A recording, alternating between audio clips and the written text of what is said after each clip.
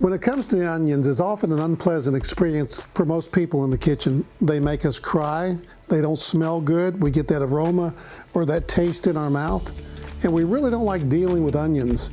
But after today, I'm going to show you some great things you can do to make these a very pleasant experience as you cook. I've often said that knowledge is power in the kitchen.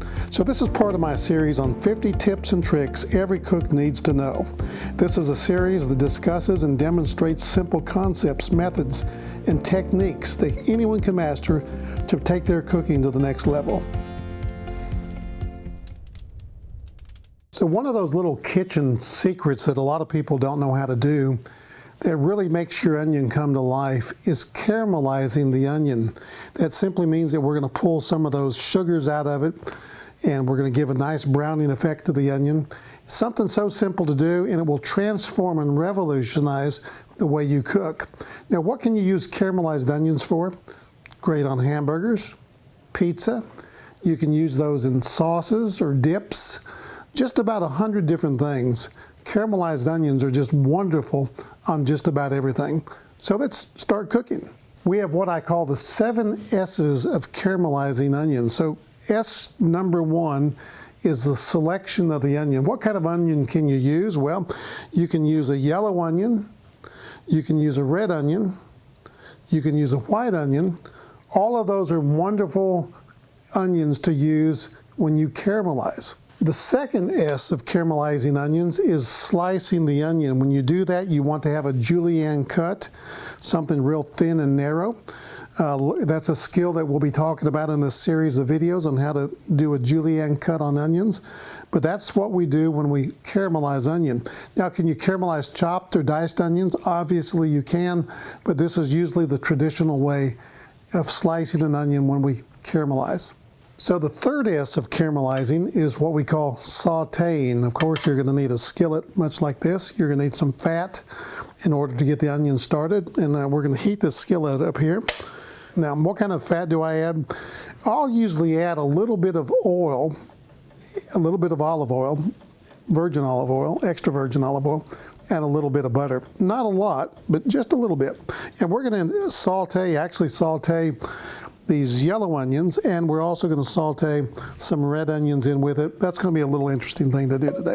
So when our skillet gets hot, we're going to add some oil. So I think our skillet's getting hot. I'm going to add just a little bit of fat, not a lot, about a half a teaspoon, a little bit of butter. And at this point, I'm going to go ahead and turn my skillet down a little bit. I don't want anything to burn. Get that stirred around. And the reason I add the olive oil in with the butter, it helps it not to burn, actually. So there we go. Now the good part, we're going to throw our onions in. A little bit of yellow, a little bit of red there. It's okay to mix these. And what we're going to do at this point, we're going to let this cook for a long time, probably about an hour, actually. And I don't like to stir these a lot. Once I get these in here, we're going to let these cook. I'm going to turn down the heat, monitor it every once in a while. If I see it starting to brown a little bit on the bottom, one thing that they do in Indian cooking when they're using onions with curry is they'll often put a little drop or two of water in there and stir it around in order to break up the brown on the bottom, which is called deglazing, which we're going to do later toward the end. So let's let these cook for a while. We'll come back in about an hour and see how we're doing with our caramelized onions. So the fourth S of caramelizing onions is the seasoning. Just simple salt. I have kosher salt here. Don't use iodized salt, please. Put just a little bit on. What does that do? It pulls out some of the rich flavors of the onion that's being caramelized. It also causes it to sweat a little bit more and really enhances your overall product here. So step number 5 is real simple. We're just going to basically deglaze the pan, or we're going to release the sucks on the bottom of the pan, those little particles down there. And what I have here is some white wine vinegar. You can use red wine vinegar, wine, whatever. We're just going to pour that in there and release some of those flavors in the bottom of the pan. Stir those up a little bit, break them loose.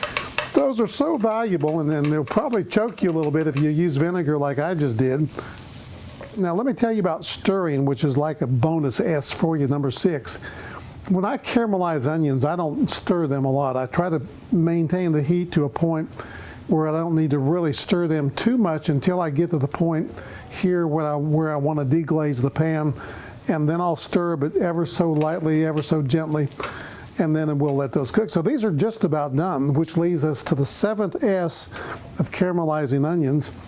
What about storage? If you let these cool down, put them in an airtight container, you can store these in your refrigerator for a good 4 to 5 days.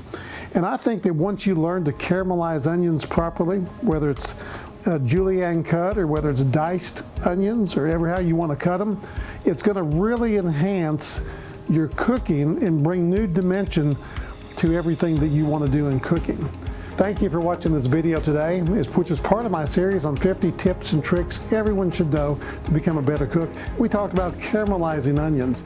Now, if you learned one little thing today that's going to help you in your cooking to become a better cook, to love to cook, please hit the subscribe button. That's very important. Like it down there in the corner, and then share it with your friends. And I'll see you next time on All Things Food with John Woods.